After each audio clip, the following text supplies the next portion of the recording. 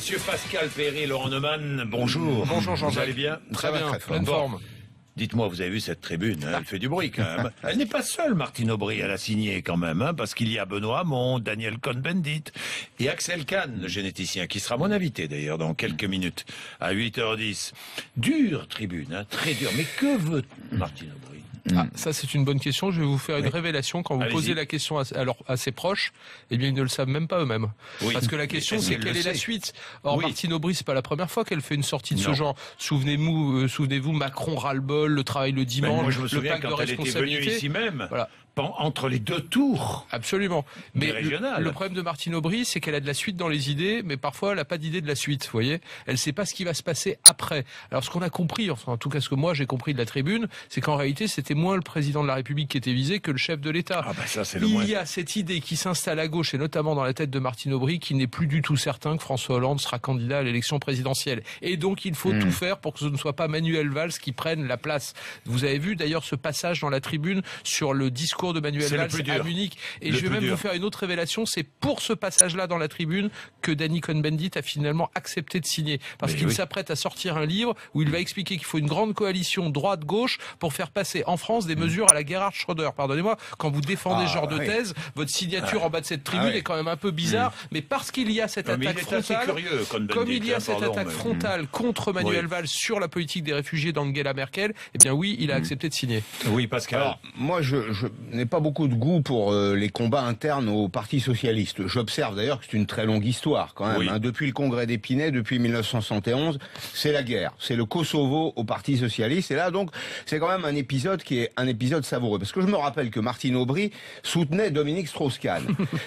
Le social-libéral Dominique Strauss-Kahn, soutenu par Martine Aubry, qui donne des leçons aujourd'hui de colonne vertébrale de gauche au Parti socialiste et à Manuel Valls, qui reproche à Valls d'être une forme de social-libéral. Ça, c'est le premier point.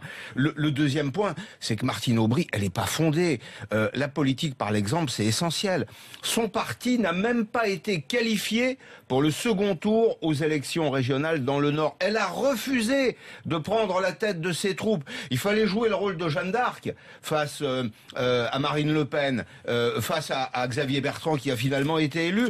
Et elle c'est une capitulation en race campagne en réalité. Donc je pense que Martine Aubry n'est pas fondée à donner des leçons, y compris à son propre camp, même si Oui, les mais affaires de Pascal, son propre camp m'intéressent assez peu. Pascal, reconnaissez-lui une chose, elle a le droit, Martine Aubry, même oui. si vous pointez des incohérences, elle a le droit d'avoir des convictions. Moi, je crois vraiment que sur la déchéance de nationalité, on a touché quelque chose de fort, que cette loi El Khomri, elle bouscule une certaine partie de la gauche, et qu'ils ont le droit de le penser. On peut être en désaccord d'ailleurs, Ah non, mais- mais ils ont le droit de le penser. En revanche, là où il y a une vraie incohérence, c'est que cette tribune, elle tape à bras raccourcis sur l'exécutif, mais dans le même temps, souvenez-vous de ce qu'elle a dit devant les caméras hier, Martine Aubry, dans le même temps, quand on l'interroge sur la suite et sur la primaire, qu'est-ce qu'elle dit? Rien, Elle dit, oui. si, elle dit une chose Oui, très oui. importante, elle dit, si François Hollande se présente à l'élection Oui, il y a plus de présidentielle, primaire. alors Très il n'y bien. a plus de Oui. primaire. C'est Bah alors la pas nouveau. question, Alors, la c'est question, un- c'est oui. pourquoi faire tout ça?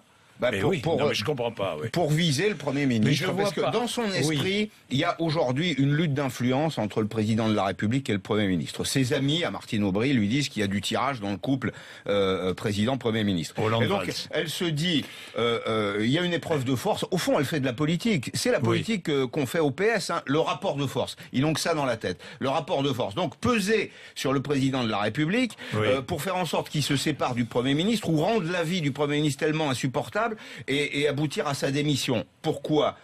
Probablement pour revenir à gauche et reprendre de l'influence. Mais la réalité, enfin d'abord les Français s'en foutent, ça, Jean-Jacques, c'est évidemment. mon sentiment. Attendez. Mais regardez, on a Dans les Madame querelles à gauche, Aubry, les Français s'en moquent. mais Madame Mais Aubry, vraiment, franchement. maire des 35 heures. Attendez, Oui. je vais vous citer 2 chiffres quand même. Oui. On n'a pas créé un emploi en France dans le secteur privé depuis la loi sur les 35 heures de Martine Aubry. On n'en a créé que dans le public.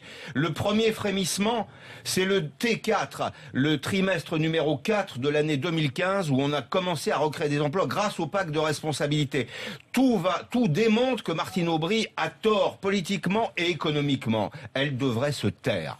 Bah voilà. Eh ben voilà. Non, Ouais, mais, non, mais alors là, au moins, juste une chose. Oui. Et si, en plus de ce que dit Pascal Perry, cette idée de Martine Aubry était en train de rendre service à Manuel Valls, parce qu'au fond, qu'est-ce que ça veut dire? C'est qu'à gauche, l'heure de vérité, l'heure de la clarification est arrivée. Voilà. Manuel Valls, il se tourne aujourd'hui vers le chef de l'État en lui disant bien, cher François Hollande, maintenant il y a deux possibilités. Ou alors vous assumez la ligne réformiste du gouvernement, et alors je suis là jusqu'au bout pour réformer. Ou alors vous ne l'assumez pas, et dans ce cas-là, je serai obligé de partir. Mais il ouvre, Martine Aubry, du coup, ouvrirait un champ incroyable à Manuel Valls, qui, en cas de non-présentation de François Hollande, deviendrait l'un des candidats, le sinon candidat emblématique. En tout cas, il y aurait de la contestation, mais en tout cas, c'est le champ qu'il occuperait. Et puis, si François Hollande se présente, eh bien, il jouera le coup d'après, parce qu'il pariera que François Hollande serait battu dans ces conditions-là. Bien, messieurs, est-ce que vous avez remarqué que la droite ne dit rien du tout de l'opposition sur ce projet de loi? On l'entend pas. Écoutez, Alors ça, les frondeurs, les Sarkozy, les Fillon, les Juppé, la gauche se déchire entre elles. Pourquoi faire le travail? D'accord, mais quand même, on peut donner son avis. Alors Bruno Le Maire, tiens, sera mon invité tout à l'heure et lui va être obligé de donner son avis parce que je vais lui poser la question. Il sera là et il sera là avec vous entre 9h et 9h30 évidemment, 7h58.